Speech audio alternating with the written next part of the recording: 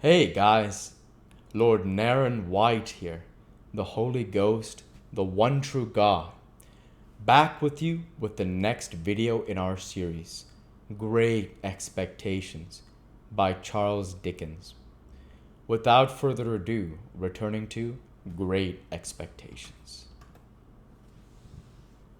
Chapter 29. Betimes in the morning I was up and out. It was too early yet to go to Miss Havisham's, so I loitered in the country on Miss Havisham's side of town, which was not Joe's side. I could go there tomorrow, thinking about my patroness and painting brilliant pictures of her plans for me. She had adopted Estella. She had as good as adopted me, and it could not fail to be her intention to bring us together. She reserved it for me to restore the desolate house, admit the sunshine into the dark rooms, set the clocks a-going, and the cold hearths a-blazing, tear down the cobwebs, destroy the vermin. In short, do all the shining deeds of the young knight of romance, and marry the princess. I had stopped to look at the house as I passed, and its seared red brick walls, blocked windows, and strong green ivy clasping even the stacks of chimneys with its twigs and tendons, as if it were sinewy old arms, had made up a rich, attractive mystery, of which I was the hero. Estella was the inspiration of it, and the heart, of course.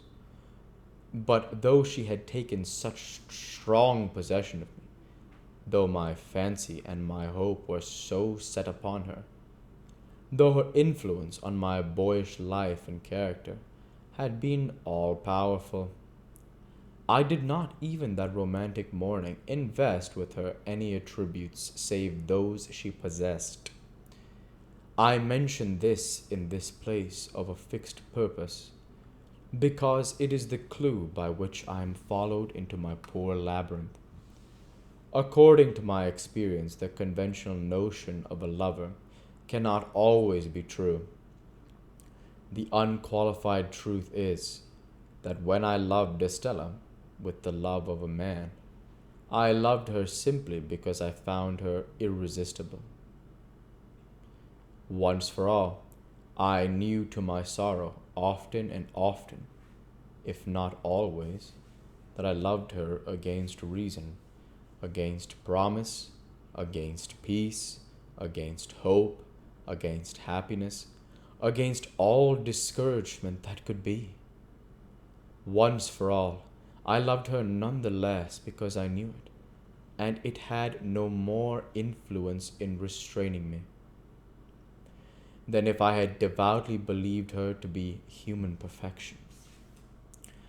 I so shaped out my walk as to arrive at the gate at my old time.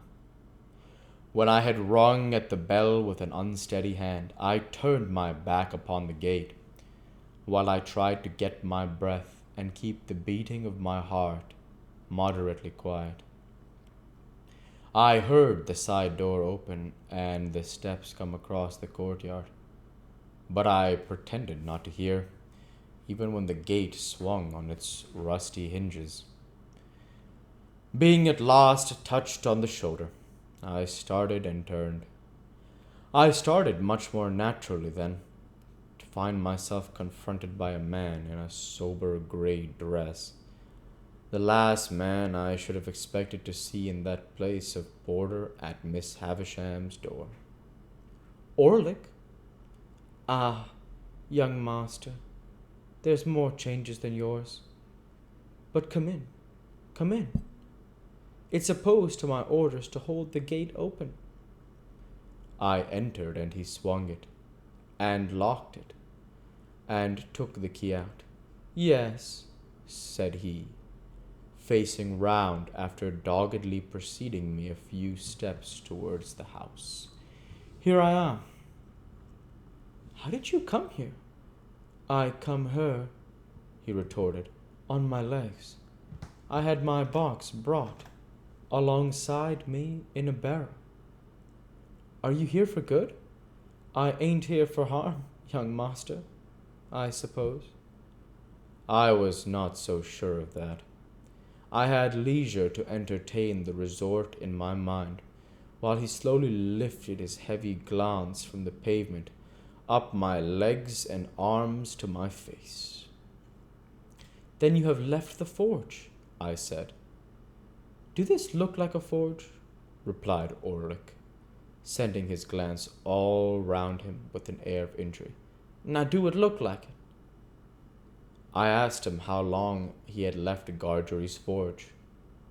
One day is so like another here, he replied, that I don't know without casting it up. However, I come here some time since you left. I could have told you that, Orlick. Ah, said he, dryly, but then you've got to be a scholar. By this time we had come to the house, where I found his room to be one just within the side door, with a little window in it looking on the courtyard. In its small proportions, it was not unlike the kind of place usually assigned to a gate porter in Paris. Certain keys were hanging on the wall, to which he now added the gate key, and his patchwork-covered bed was in a little inner division or recess.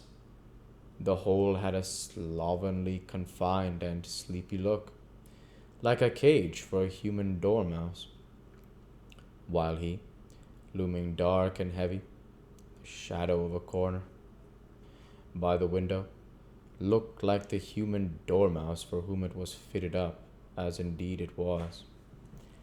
I never saw this room before, I remarked, but there used to be no porter here. No, said he, not till it got about that there was no protection on the premises, and it came to be considered dangerous, with convicts and tag and rag and bobtail going up and down. And then I was recommended to this place as a man who could give another man as good as he brought, and I took it. It's easier than bellowsing and hammering. That's loaded, that is. My eye had been caught by a gun with a brass-bound stock over the chimney-piece, and his eye had followed mine. Well, said I, not desirous of more conversation, shall I go up to Miss Havisham? Burn me if I know, he retorted, first stretching himself, and then shaking himself. My orders end here, young master. I give this bell a rap with this here hammer, and you go on along the passage till you meet somebody. I am expected, I believe. Burn me twice over, if I can say, said he. Upon that, I turned down the long passage which I had first trodden in my thick boots, and he made his bell sound at the end of the passage. While the bell was still reverberating, I found Sarah Pocket, who appeared to have now become constitutionally green and yellow by reason of me. Oh, said she, you, is it, Mr. Pip? It is, Mr. Pocket, Miss Pocket. I am glad to tell you that Mr. Pocket and family are all well. Are they any wiser? Said Sarah, with a dismal shake of the head. They had all better be wiser than well. Ah, Matthew, you know your way, sir. Tolerably, for I had gone up the staircase in the dark many a time. I ascended it now, in lighter boots than of yore, and tapped in my old way at the door of Miss Havisham's room. Pip's rap, I heard her say. Immediately. Come in, Pip. We'll go ahead and stop there for this week. As usual, I want to say thank you for watching, and I hope you enjoyed. Please like, comment, and subscribe, as it greatly helps the channel. Light be with you all. Take care. And thanks again.